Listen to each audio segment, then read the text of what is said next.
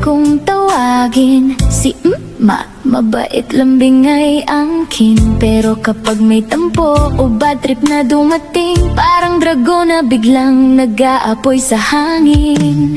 Naninigas ang kamay, di niya makontrol. Kaya anak, relax lang, wag mong dibdibin ang mundo. Alam kong malambing ka kahit di mo aminin. At sa yakap mo, puso ko'y gumagaan din. Tuwing umuwi ka, hawak mo agad ang kamay ko. Patingin nga ng ulo mo, sabi mo sa'kin may gamot pa to. Parang ikaw na ang nanay, akong pasaway. Pero sa totoo lang, natutuwa akong ganyan ka magmahal. Oh bro Hilda, kung dragon man kung minsan ikaw pa rin ang mahal. Pag sermon mo'y bumubuga, akala mo'y bulkan. Pero alam kong puso mo'y punong-puno ng kabutihan. Love you kahit lagi mo akong pinapagalitan. Sa likod ng sungit at ng iyong mga sermon, pagmamahal mo ay nararamdaman ko. Kapag umalis ka kahit sandali lang, bigla kong maiisip, maliligo nga ako ngayon. Ay nako, nakalimutan kong may gamot pa sa ulo. Pagbalik mo, hala, dragon na naman totoo. Ano ba ma? Bakit ka naligo? Naku anak, pasensya na, nakalimutan ko. Tatawa na lang ako habang ikaw ay sermon ng sermon. Pero sa puso ko, ang saya ng bawat pagkakataon. Tapos biglang may delivery, Shopee po sa may pinto.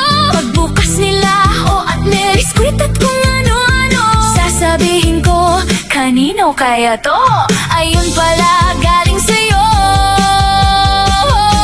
Hindi ka man mahilig magsabi ng I love you. Sa simpleng pag-aalaga, ramdam na ramdam ko. Sa bawat maliit na regalo at pag-aalala, anak, sapat na para mapasaya ang nanay mo.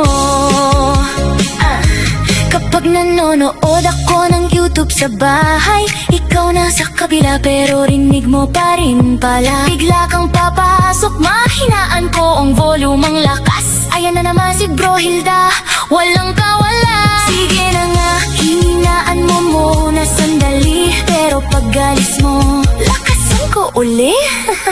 Bahala ka na kung marinig mo pa. Ganito talaga ang kulit ng mama mo, anak. Oh Bro Hilda, kung iyakin ka man minsan, matapang ka pa rin. Dragon ka kung magalit, pero ang puso mo'y ginto. At walang makakapantay sa pagmamahal mo. Love you, nak, salamat sa pag-aalaga sa mama mo. Kahit lagi tayong nag-aasaran at nagtatawanan, ikaw ang isa sa pinakamalaking biyaya ng buhay ko.